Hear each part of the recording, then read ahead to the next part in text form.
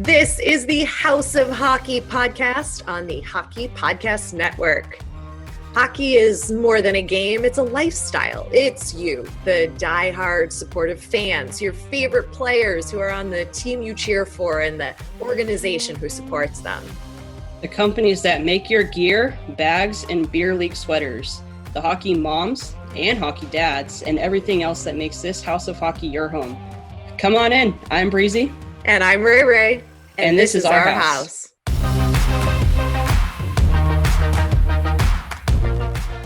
What's up, guys? You are listening to the House of Hockey podcast on the Hockey Podcast Network. I am one of the two hosts, Breezy. And I'm two of two hosts, Rae Rae. And this week we travel to Russia. Russia.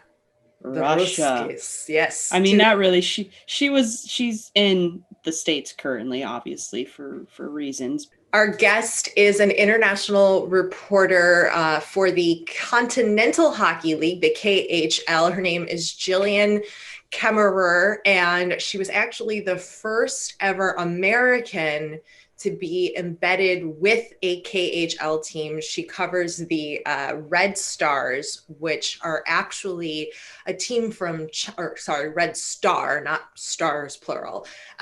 They're a team from China, but they play in the KHL, which isn't just Russia, which we also learned more about. It's a handful of countries, and she talked all about life on the road when she was traveling before COVID-19, like doing these crazy long trips with the players and the team to go from like Russia to China and the time zone difference and like talk about a tough travel schedule. Oh, don't mind the ghost behind me that just opened the door. Did you see that? I did not even see it. And can we rewind? Wow. I mean, seriously. Wait, I feel like we need a ghost story from you. You've been teasing ghost stories since we had Corey on the podcast way back yonder. I will. And I have one that happened last night, actually. So that will be part of my Shut the Front Door segment. But we'll finish introducing Jillian. She's freaking incredible. She tells us how she got into hockey and why she like actively wanted a job in the KHL.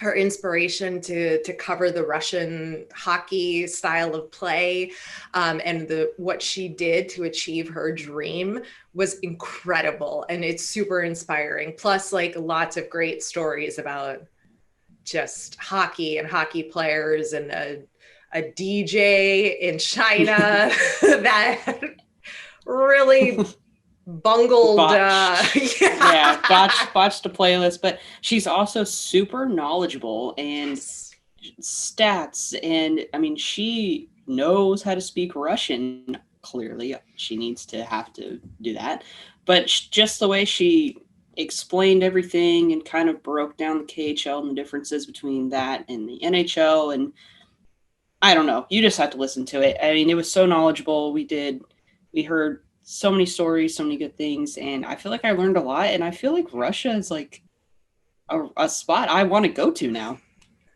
Oh, yeah, for sure. I mean, Jillian really explained how skilled and competitive the KHL league is and just how many American players are really coming over there more and more now because the accommodations have really gone up since, the last 10 years as far as, treating players with a level of professionalism. How about,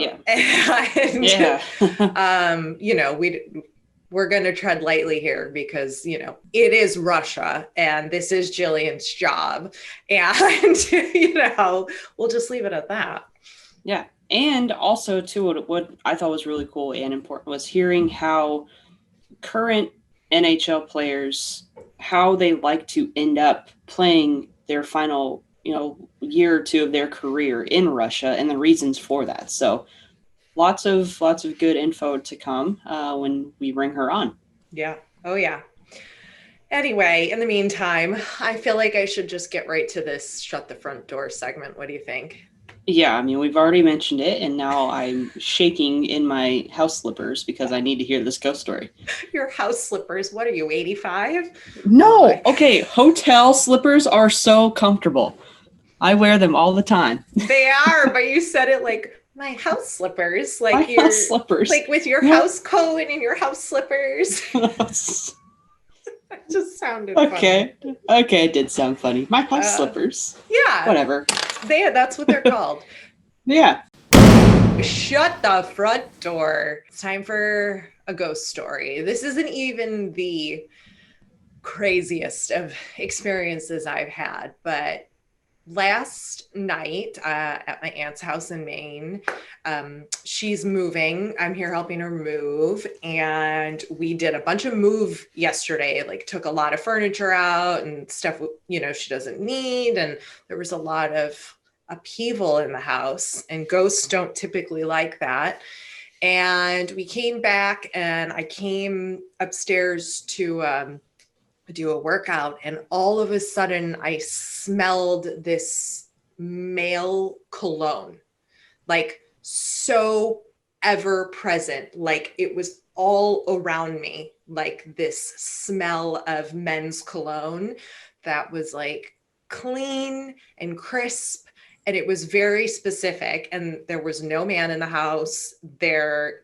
I don't wear cologne, and neither does my aunt. We're very allergic to it, and like perfume or anything like that. And I was like, do you smell that? To my aunt, I said, do you smell that cologne? What is that? Where is that coming from? And she was like, no, I don't smell it, but that's the captain. I said, excuse me, what?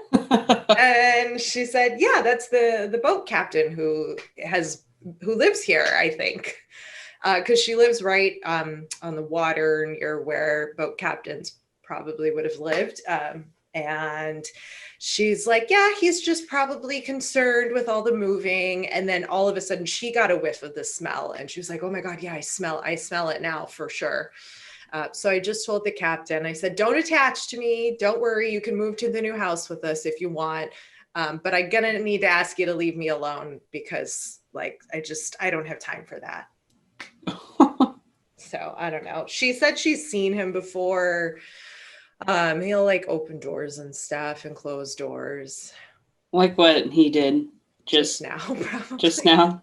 He was like, what are you doing in here? Okay, just making sure you're still here. I haven't left yet. Just want to make sure you haven't forgotten about me. Goodbye. Yeah. But I've also had an experience where I picked up a ghost at a bar back when I lived in Orlando.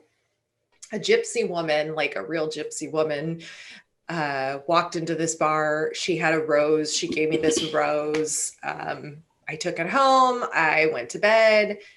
At like 3 a.m, I was woken up in that like panic, right? Where you're like, hour of the devil. Right.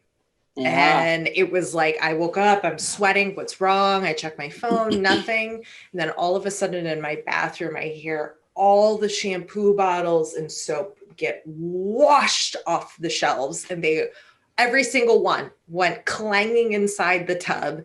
There was no window in the bathroom. I didn't shower. I didn't sleep shower. I was not in the bathroom. Oh my God. I was asleep. And I thought, like, you could just feel that energy that like something was there. And I just said, all right, I'm not dealing with this right now. And I threw the covers over my head and I went back to sleep. That next day, I just so happened to be producing a television show at the time, and our guest was a medium, a psychic medium. So I let her do her segment on the show. I didn't say anything. And then I said, I think like something's up at my house because I've never had anything happen before. And then just like out of the blue, this thing happened. And she goes, oh, he told me that you picked him up at a bar. Oh, and I said, so you're picking up ghosts at bars. Of course. Oh, of course I did. Like, of course that's what I would do. And he's got like his arms wrapped around you. She picked me up at a bar. Like, what the fuck, really? So I then I had to like think about it, and I was like, how on earth did that happen? And then I remembered the gypsy woman with the rose. So I went home that day, threw the rose out, told the ghosts, like, listen, you are not allowed to stay here. If you have bad energy, like, you can't be here. You need to go to the light. Like, you got to leave me alone. You're not welcome. So I go to bed that night. I literally turn the light off, lay down, and then I heard a knock on my bedroom door. The ghost was like, are you sure you don't want me? Are you sure you want me to leave? Oh my God. And I was like, I sprung up and I said, I do not have time for this. You have got to go. You've got to leave. I have a very early morning and I have a very stressful life and you cannot be here. Sorry. And that was it. Never heard from him again. If people haven't already turned off the episode, that's that story. Wow. Crazy. Breezy's barbecue pit. This week, I'm not doing too much. On Sundays, we usually have, it's like our family days. We usually have someone or a couple people over and hang out and talk and have a couple beverages. And I'm always the cook, obviously. So today I'm keeping it pretty simple, just doing a tomahawk steak, which is really cool. I haven't done one of those yet. So gonna do that and just some chicken. That's it. But you don't just like do chicken. No. You like I just do chicken. Like I just put chicken with salt and pepper in the oven, and that's doing chicken. That's doing chicken. Got it. What kind of spices are you putting on it? Like, what are you doing with chicken? A family favorite is a seasoning from this guy's name's Cosmo's Barbecue. He has a Dirty Bird seasoning. It is so good. Probably the best seasoning that's on the market, especially for chicken. But we've put it on steaks and pork chops and veggies and stuff like that. But it's by far the best on chicken, especially if you do. Sorry guys, if you don't like mayo, just don't listen to this. But if you do mayo chicken, you don't taste the mayo. Let me add that. But like you have to like put mayo on your chicken and like rub it all in. And then you put the seasoning on top, and then the mayo like seeps into the chicken as it cooks and just makes it super juicy and tender. And then the seasoning goes like all the way through the chicken. So mayo chicken is the family favorite other than my barbecue chicken. But nice. So we're going to do Dirty Bird mayo chicken with a tomahawk steak today. I try. Like I really do try, and somehow I just manage to fuck up something I'm cooking like out of every 4 times I'm in the kitchen. So I feel like you'd be a good person to like give like a recipe to. If like for me, like I'm trying to like if I was like to make like a cookbook or something, I should give you the recipe and see if you can make it based off of like how I say it. Yes. Yeah, but like I don't know how accurate I'll be for you. But yeah, like if I can master it, then like anybody can do it. Our podcast is proud to be on the Hockey Podcast Network, and the network is home to many other incredible podcasts, including this one. Some enforcer-based podcasting coming at you. Brought to you by the Hockey Podcast Network. And now Semenko out in front of the goal, pounding away at Joe Kocher, who's down on the ice, holding the back of his head. Actually what really surprised me, especially with Twitter being like Leaf Nation, was Grimson over Colton Orr. That voting really surprised me. I didn't think that would happen. Don't forget to catch the Fourth Line Voice podcast wherever you find your podcasts, presented by the Hockey Podcast Network.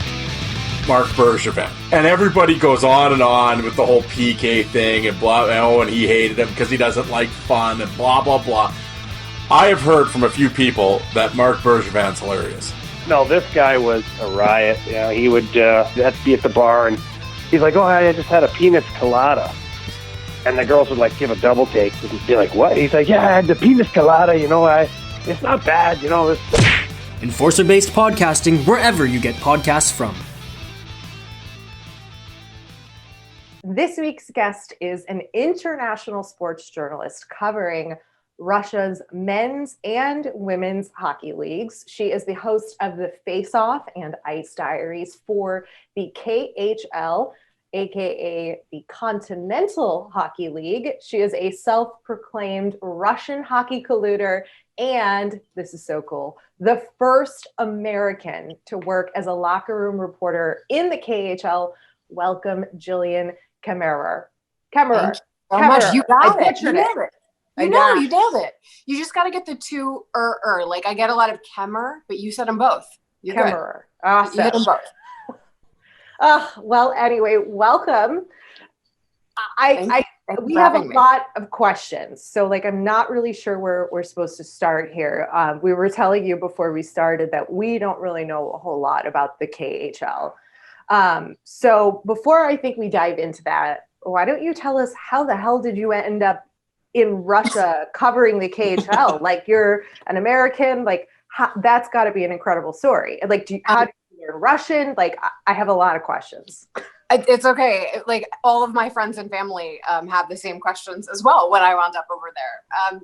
I think it's easier to start from the very beginning of when I was a hockey fan, because I grew up in the 90s when the first Russian players were playing in the NHL. So guys like Sergei Fedorov, Pavel Bure, these like absolutely phenomenal Russians who were so hyper skilled and so irresistible to watch were kind of growing up in the NHL as I was growing up as a fan. And kind of my most vivid first hockey memory, because I grew up in the Philadelphia area, was when the Detroit Red Wings swept the Flyers in the 97 Stanley Cup Finals, which caused me to cry so hard that I got a nosebleed, which was totally embarrassing. Oh my God. I was hysterical. Like, I was beside myself. But the strange thing about them was that despite the fact that I was furious, I couldn't stop watching them. Like, the Detroit Red Wings really blew my mind. And the 5 Russian players that played for them that really set the stage for so many more, they just became a fascination of mine. Like, I started buying books about Russian hockey, and, you know, just it became this childhood obsession with Russian hockey that grew up as I got older into an interest in Russia and the region more broadly. So when I went to college, I was studying Russian history and Russian politics, and then I started traveling to the region. So it just so happened that I won a fellowship to move to Moscow and to study the language intensively, but work. So it was like, it came a little bit later after school. And I picked up and left my TV job in New York and packed up my apartment and moved to Moscow. And my friends and especially my work colleagues were like, what? You know, it was just this like crazy, they thought it was a crazy decision at the time, but it was actually a decision that I think my whole life was leading up to. So I went over, and I would say the rest is history, but it was a lot more complicated than that. I was studying Russian. I was applying for jobs. I could not get anyone in hockey to take me seriously. I was reaching out on LinkedIn, emailing. It took me almost 4 months of constant LinkedIn messaging. Like, I was the biggest creep that ever creeped on LinkedIn. And, you know, it was just this bizarre turn of events. And I actually had another job lined up, and I used to work as a financial journalist, and it was to go back to finance.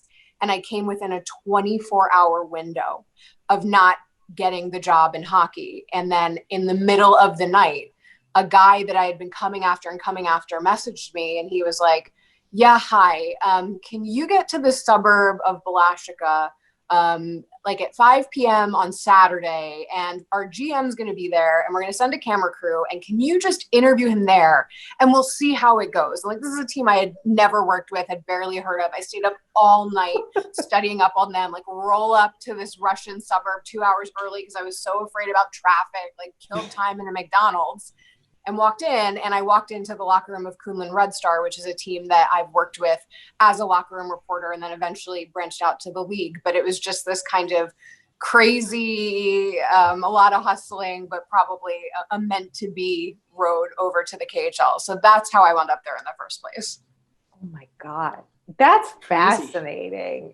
I love that you took your passion for that skill and the sport and made it happen for you no matter what. And it was probably tough over in Russia those 4 months when you were like, I mean, did you know anybody?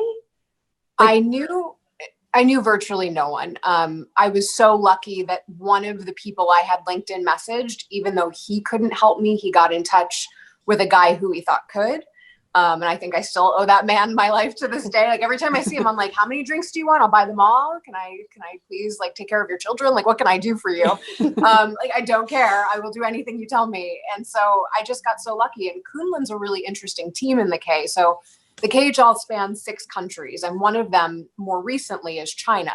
And Kunlun traditionally is based in Beijing, although they're not right now because Beijing, they're unable to travel due to COVID travel restrictions. So the team is based outside of Moscow.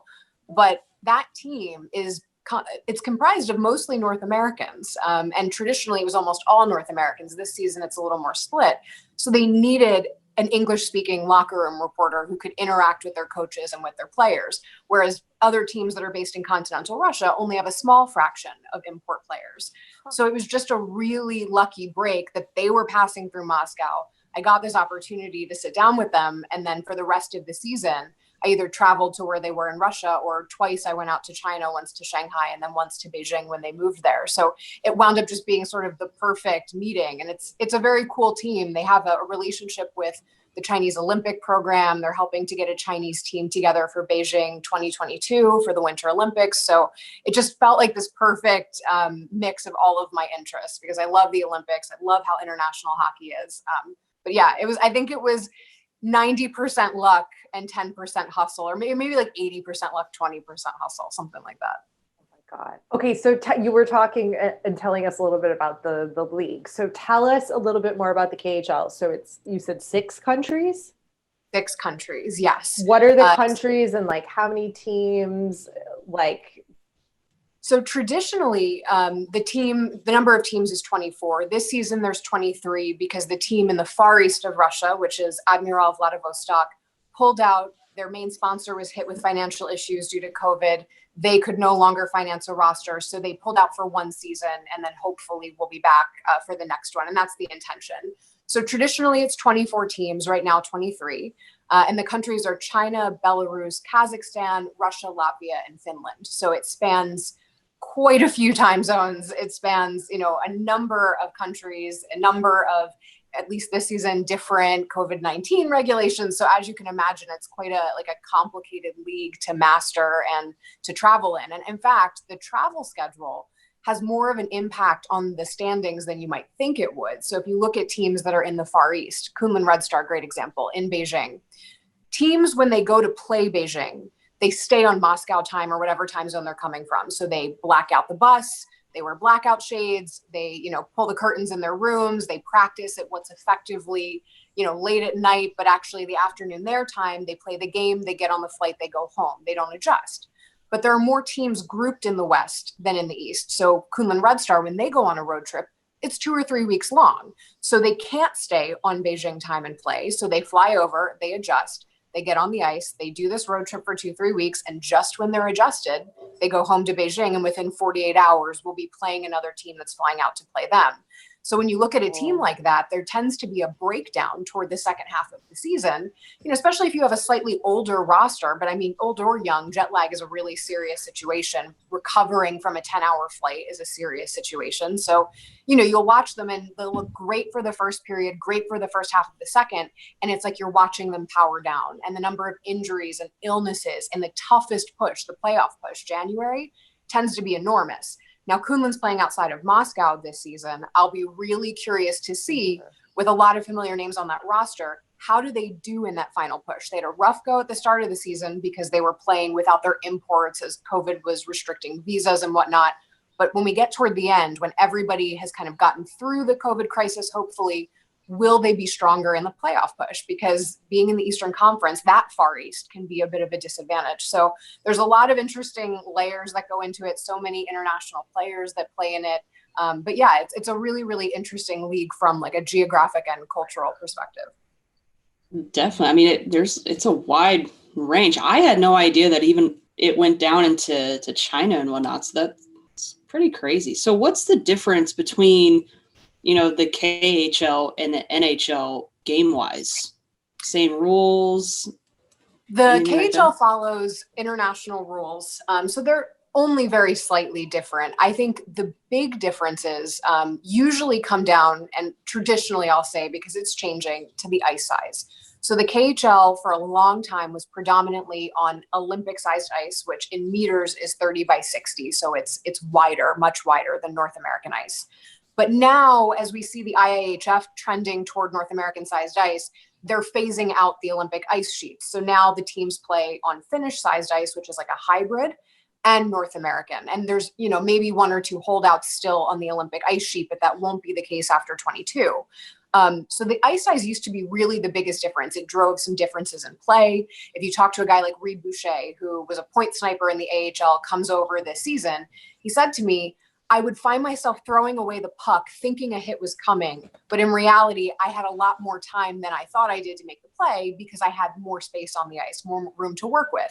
When you talk about goalies, they have to think about the adjustment of their angles night in and night out.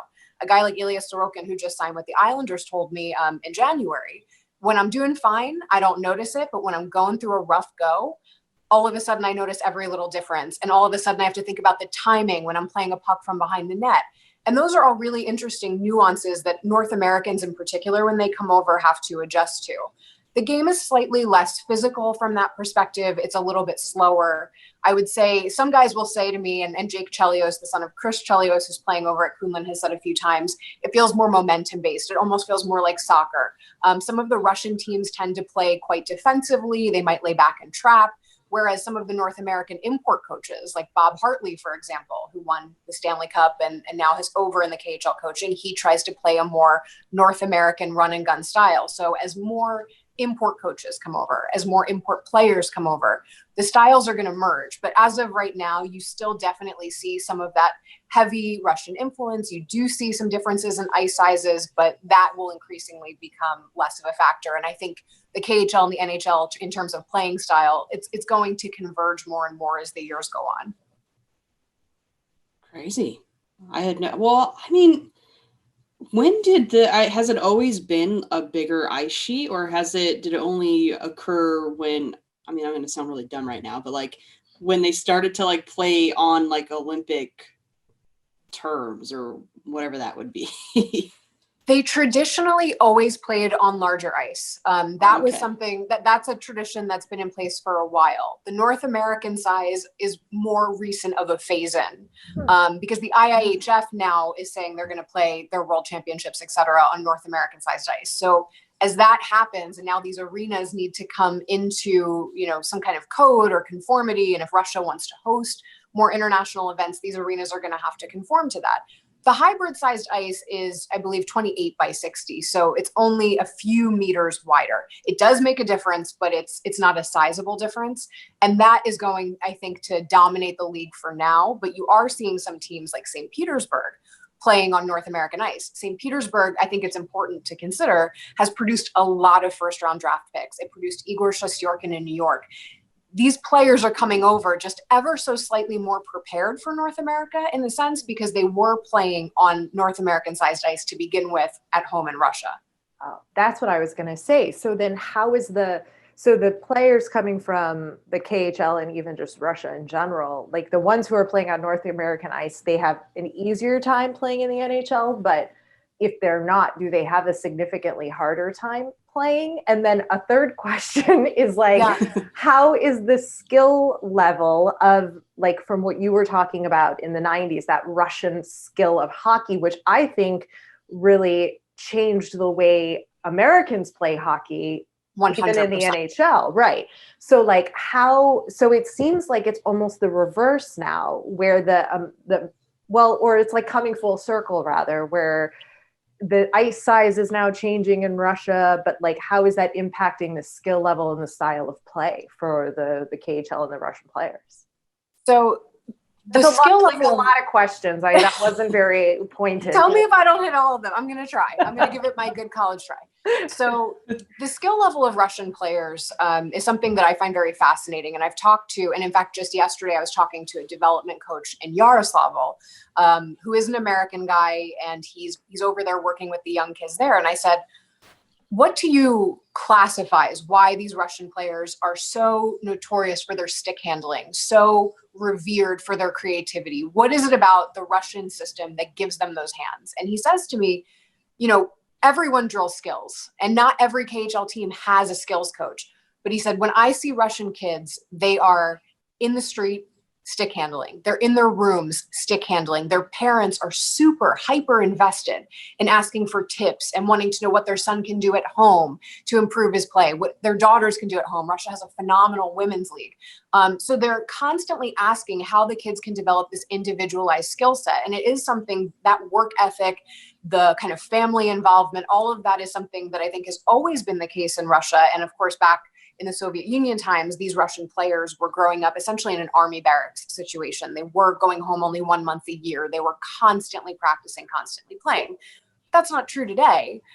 But the kids are still, they have this very individualistic attitude when it comes to taking responsibility for constantly practicing. And they always have a ball. They always have the puck. They're just constantly working on that. And skills coaches and hockey schools, as they grow up and mature in Russia, are playing off of that. And they are working to help these students become these incredible stick handlers. But in terms of the transition back and forth, Russian players often have a hard time making the transition to the NHL. Not always. And in fact, I think as we go on, it's becoming less of a thing. But very often I boil that down to things that are happening off the ice as opposed to what's happening on it. Yes, they have to get used to the speed and physicality. If they're not great skaters and if they're allergic to being physical, then they're going to have a very, very hard time in the North American game. No question. But most of these guys, given how international, hockey has become, they're playing in the Olympics, playing for their national team, playing with import players in the KHL increasingly, they get more and more used to it. And you can't sit here and say, oh, well, they can't play a physical game. They can. And I think some teams and some coaches in the KHL increasingly demand that. But very often what I think it boils down to is, A, how is the organization helping them ease that transition? And B, what effort did they make to learn English? Who set expectations for them upon arrival in North America? How are they navigating the fact that maybe they go to the supermarket, they can't read the labels, they go on the team bus and nobody can joke around with them? How do you develop chemistry with line mates that you can't joke around with and talk to? How do you deal with the fact that a coach is running a drill and maybe you don't fully understand the directions? Import players in the KHL suffer these issues all the time. And I think with so many eyes and so much pressure, it can really hamper sometimes these players. A guy like Vadim Shapachyov, I'll say this until I'm blue in the face, he really struggled in North America. He really struggled in Vegas.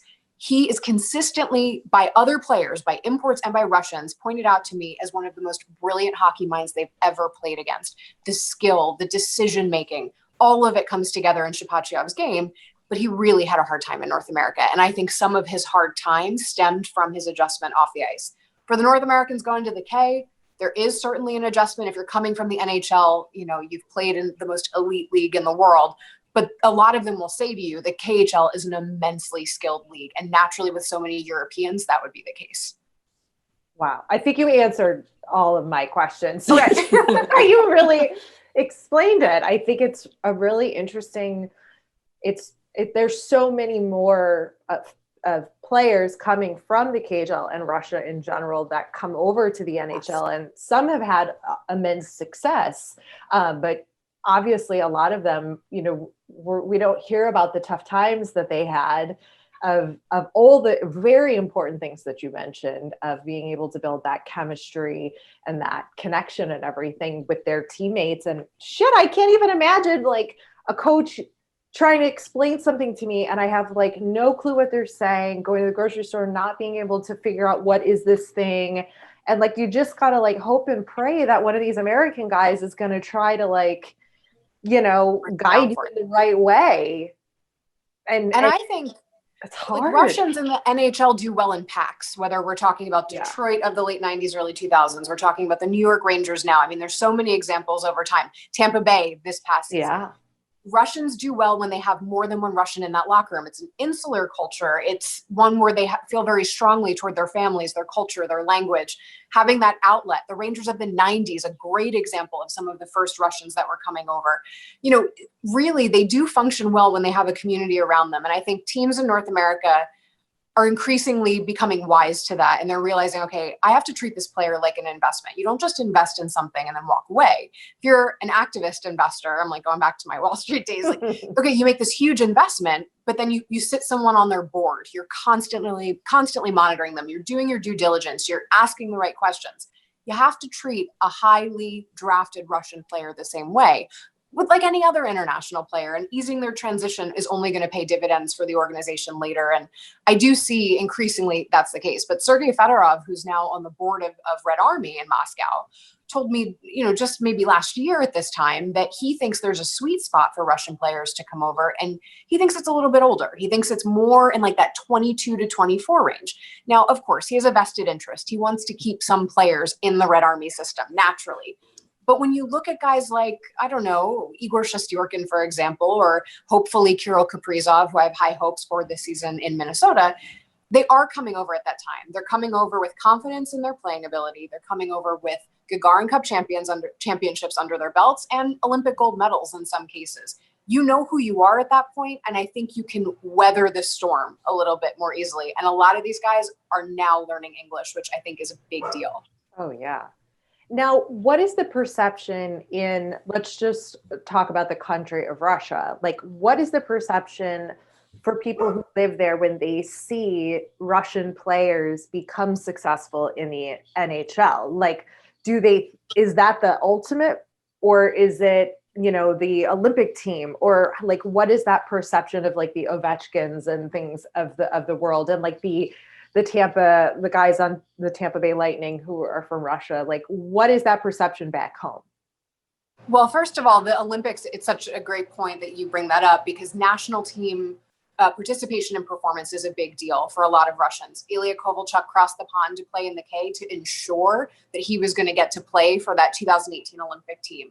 Kirill Kaprizov is very beloved in Russia, not just because he was a winner with Red Army, but also because he was a fundamental part of that Olympic victory. The Russians take Olympic and international hockey very seriously. But that being said, I mean, Andrei Vasilevsky, for example, he's home in Ufa. That's not technically where he's from, but it's where he grew up in the hockey school. They constructed the most incredible mural and had him sign it, dedicated to him. They were tweeting as soon as he won, this is our first guy from our hockey school to win the Stanley Cup. Like, there's immense pride in that. The Russians love the NHL. Yandex is a kind of like the Russian Google in a sense. It has a huge platform. It has streaming services. It has maps. It has effectively Uber on it. It's a very, very big tech conglomerate. They signed a deal with the NHL to broadcast all NHL games on their streaming service for free. So you can watch the entire regular season and the entire postseason if you're a user of Yandex for free. And that's a really big deal and a big play. Yeah. Exactly. And now, increasingly, as these guys come over, if you grew up in Ufa going to the games, you're going to want to keep track of where Rodion Amirov goes when he comes over to the NHL naturally.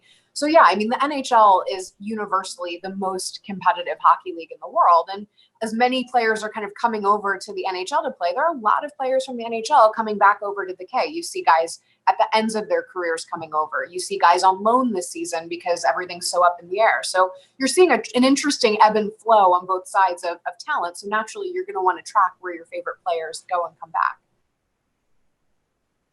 I know you brought up Kovalchuk, and he had some drama when he was in the NHL when he left New Jersey to go back to play in Russia.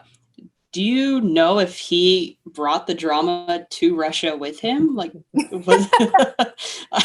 I mean, it was kind of a big deal out here, and when he came, and then he came back, and it was like, ooh, it's like you're coming back to an ex, and it just wasn't.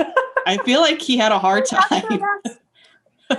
It's funny. So he's like a showman in every sense of the word, on the ice and off of it. Like, do you remember when LA goes on the road trip, they don't bring him, and he's Instagramming pictures of like having an ice cream with the geotag LA, like just to let everybody know he was left on that roster. Like I was dead. Like I was like, that's petty, and I'm here for it. Yeah. So he went over. Scott St. Petersburg is one of the most moneyed teams in the KHL. They're a feeder for the national team. If you look at their coaching bench, it's very often a carbon copy of what you'll see on the Olympic team or the world team coaching bench. So it's a team with very strong ties to the federation, a lot of money. And that year, they knew they were going to have a lot of talent. You had Datsuk playing there, Kovalchuk playing there. So like they had to take the Gagarin Cup home. Like they just had to. It was their year. And B, it was this, kind of virtuous circle going into the national team and preparing for the Olympics. So I think Russians in general love when their guys come back. Alex Semin and Pavel Datsyuk are still playing, and they're playing in the KHL right now. So generally speaking, like, Russians really welcome that. They're really excited. And for him to come, I mean, granted, he was older when he came back, but he wasn't at the tail end of his career. He wasn't at the very end.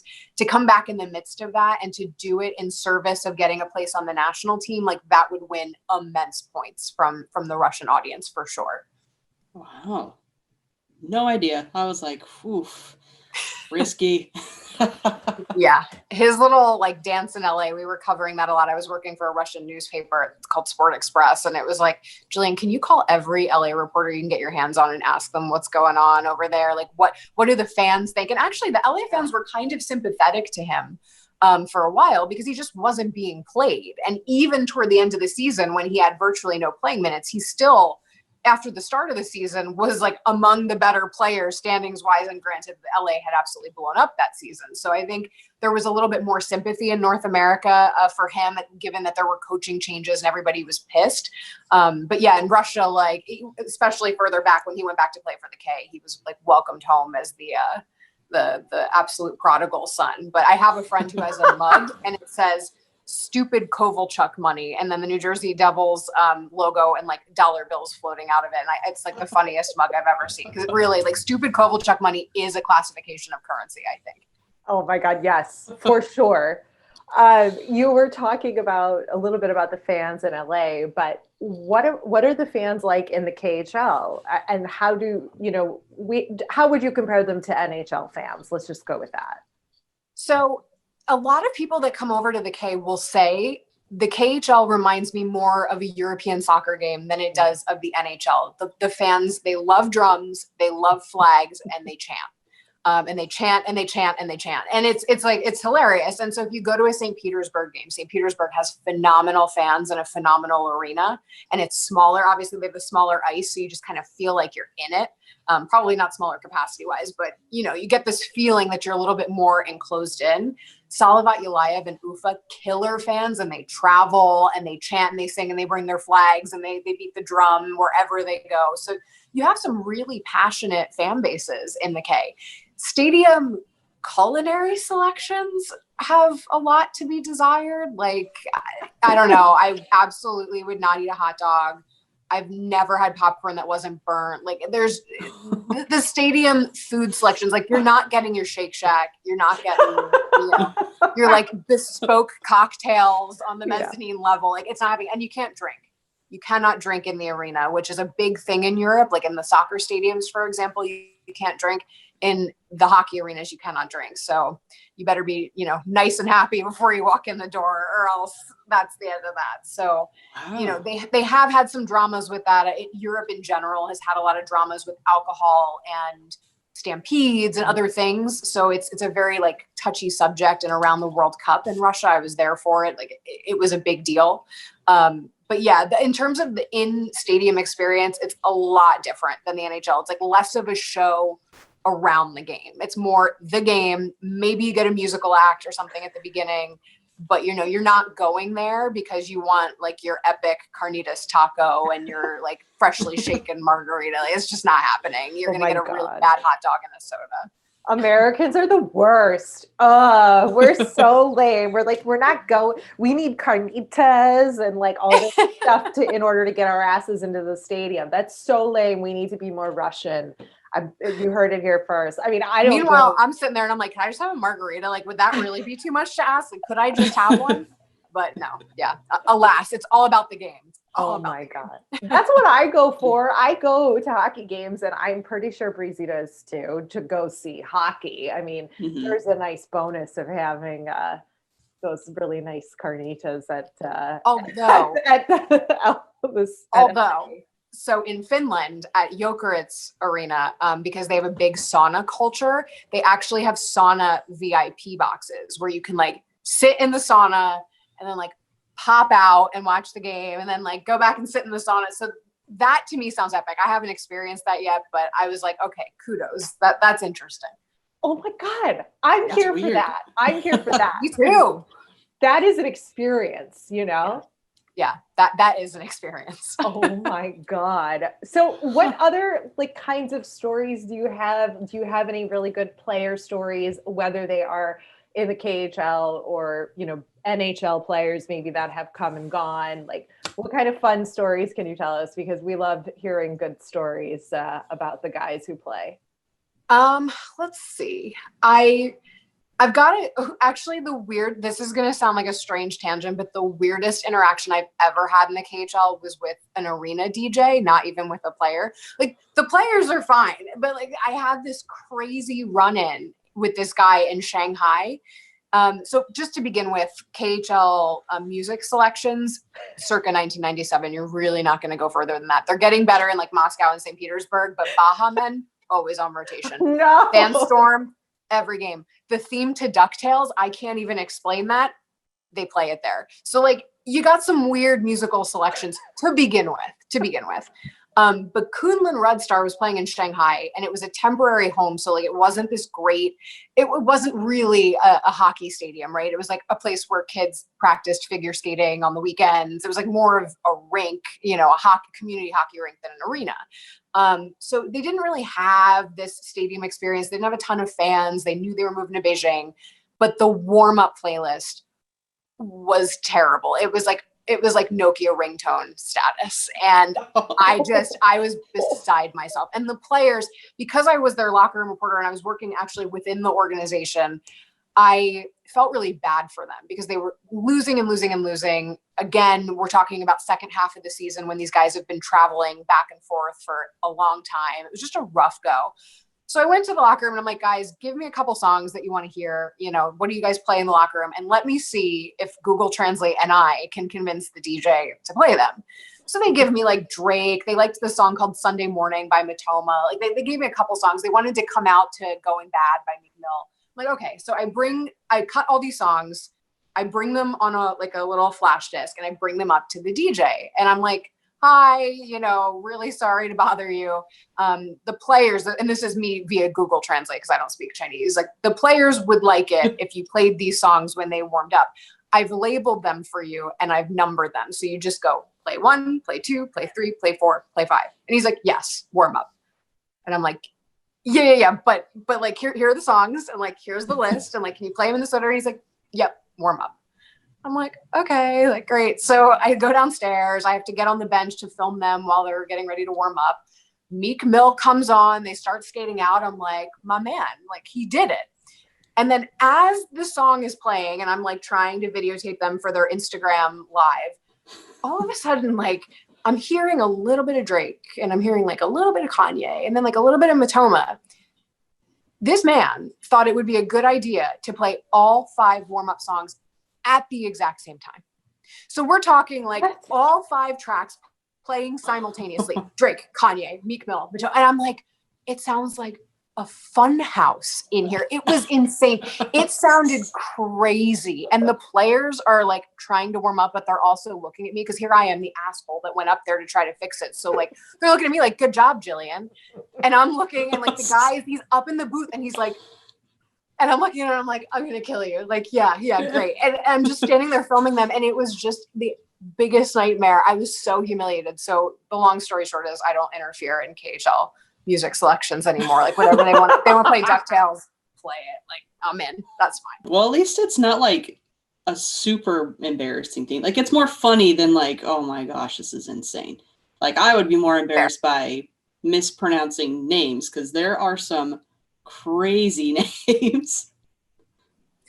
If I were embarrassed about that, I couldn't work there because I'm a stickler about trying. So like I ask my Russian friends and they'll laugh when they watch this. I will send them a surname and I'll be like, can you send me back a voice note where you repeat this name 5 times? And they do. And so I have this hilarious file of all these names being said over and over again by like my various friends who are like, yeah, okay, fine. So they send it back to me and I try to switch up who I ask so that it's not really annoying. But there's a team in the KHL that I have to say on the regular. And, you know, the last names are one thing, but Yevtiki Nizhnekamsk is one of the most difficult team names to spit out. I think it has to be in the history of hockey.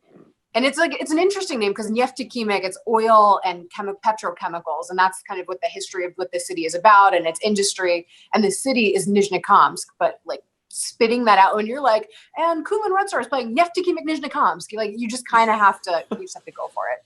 You have to spit it out. So that one is the one that I stress about before I have to say it. Even to this day, I'm like, please don't be playing Neftekhimik. Please don't be playing Neftekhimik because I'm going to have to say that out loud. It's so good.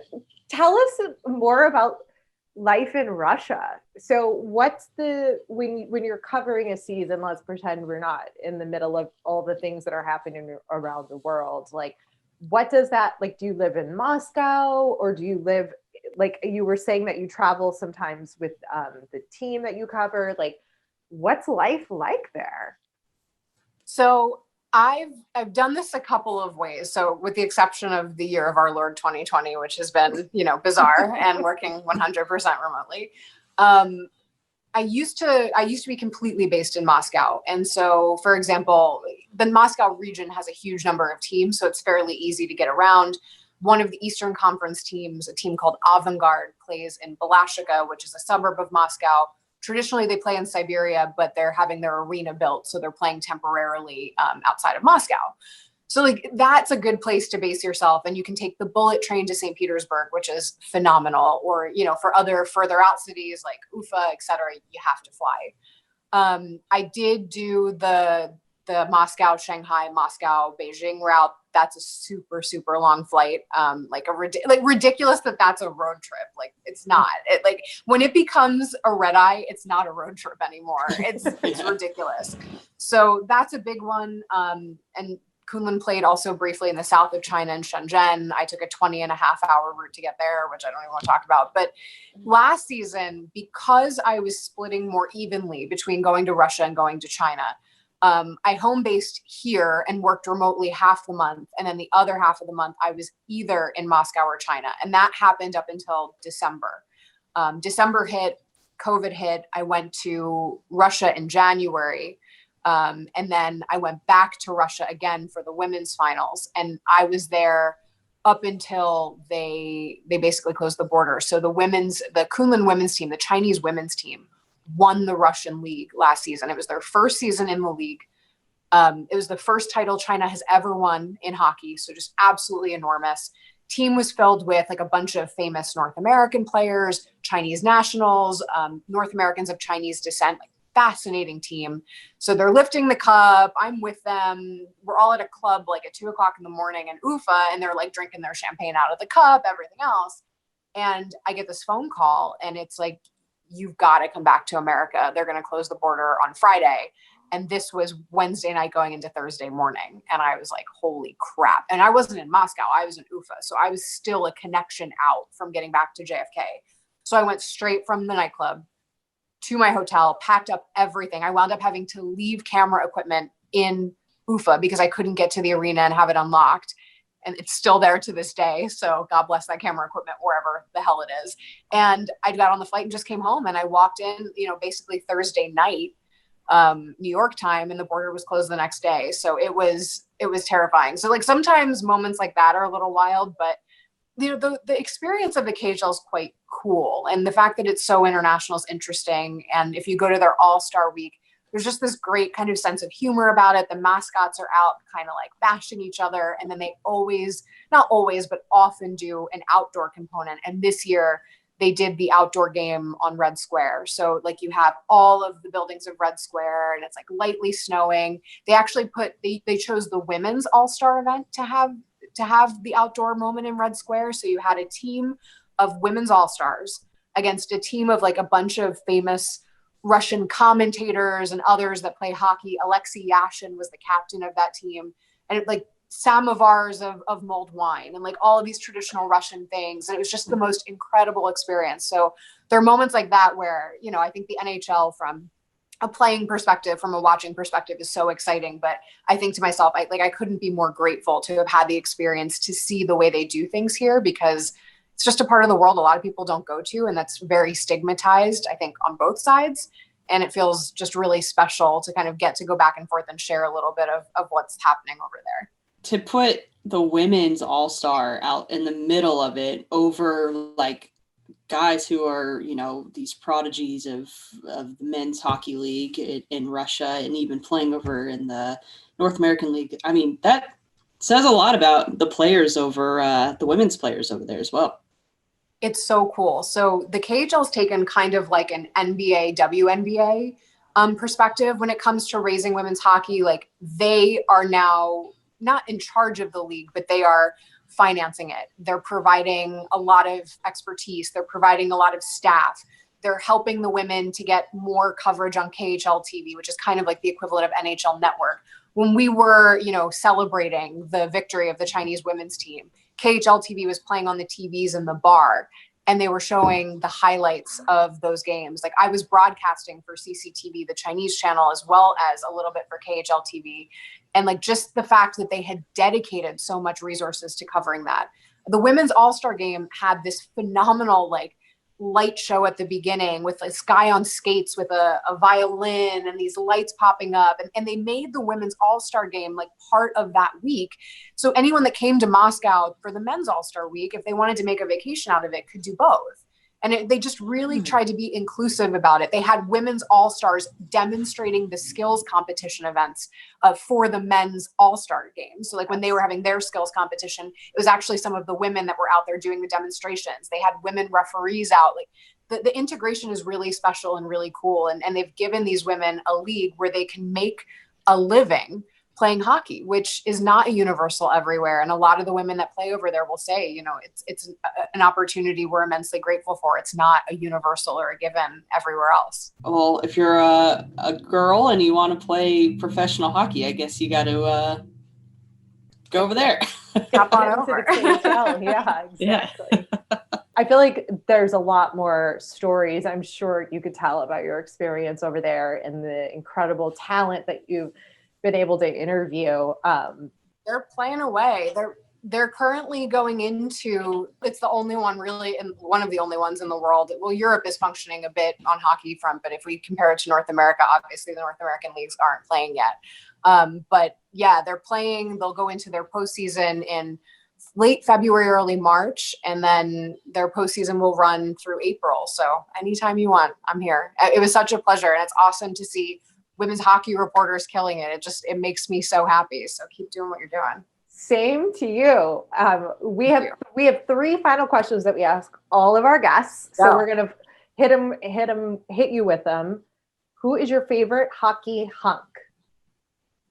Favorite hockey hunk? Sergei Fedorov, circa the mid 90s. For sure. And who is your favorite hockey lady? Well, I am talking to the hockey lady right now, so I think I've got new candidates for favorites. No, you don't have to say me or Breezy. That's very sweet, but no. I do love Nora Ratu. She's the goaltender of the Chinese women's team. Four-time Finnish Olympian, one of the best goalies in the world, and just a real advocate for women in hockey. So she's one of my favorites too. Love it. And Breezy, you ask the final question and give her a little explainer. Okay, so Sidney Crosby is, I guess, notably one of the best in the entire world. Every single time we pretty much have somebody on our podcast, we always say, hit us with a story. It's usually a Sidney Crosby story. So rather than just being surprised, now we ask it. Do you have a Sidney Crosby story? Do I have a Sidney Crosby story? It would make sense if you didn't, but it would be even more on par with our theme here if you did, because it would have no rhyme or reason why you would. It's not my story, but my favorite Sidney Crosby story is I think I saw a video, and I swear it was him, where these kids brought their grandma to a game, and she had never been to a live game before. And she's this huge Sidney Crosby fan. So when they rolled up to the arena, she cried. Like they were like, "Grandma, you're going to go see Sidney." And she was like, "Oh, like Sidney Crosby." So it's not my story, but I remember being like, go grandma. Like who knew that Sidney Crosby was big with the grandmas? Like that's sick. I love it. Yeah. Amazing. I love it. Well, tell everybody where they can keep up with you, where they can follow you, where they can follow the teams in the KHL, where how can we watch the games in the US? Is that allowed? Complicated. Do you want to watch it in English or Russian? So I believe still once a week, 11 sports broadcasts an English language KHL game. For me, I usually log into the KHL's platform to watch with the Russian commentary. It helps me. It helps my Russian retention. A lot of people resort to onhockey.tv. The streams, you could get anything from like the local stream that's broadcasting their local team to the KHL TV stream. So there's usually a bunch of options. That's usually the most common that I hear. And then the highlights actually for the KHL every day are posted with English commentary. My friend Andre does them. He has this like great voice. He does a great job. So KHL's YouTube channel is a good place. And then for my stuff, I mean, I'm on Twitter at Jillian Kemmerer. I'm on Instagram at Caviar Diplomat. Caviar Diplomat's the name of my blog. And I have a paid email subscription now for a couple bucks a month. I tell like interesting stories from behind the Iron Curtain, et cetera. And I have a public blog too, which is the Caviar Diplomat. Awesome. Well, thank you so much. Good luck this season. And thank you. Come back anytime you want. Thank you. Thanks for having me. This was so much fun. I'm going to create a Sidney Crosby story. So that way I have one, like whatever I got to do, I'm going to do it. I think you need to make that happen. I believe you will be able to do that. Thank you for the vote of confidence. Just based on your determination to get to Russia and work or not necessarily Russia, but to get to the KHL and Russia and be able to be a reporter there, I know we'll have a Sidney Crosby story from you within the next. You're going to be like, do you have a Sidney Crosby story? And I'll be like, hey, Sidney, like, could you come over here for a second? So we'll work on it. I need a story. Exactly. Thanks again so much, Jillian. Thanks for coming over to our House of Hockey podcast and hanging out with us. We'll be back next week with a brand new episode. And in the meantime, you can follow us on social media. Just look for House of Hockey podcast. We'll be back next week.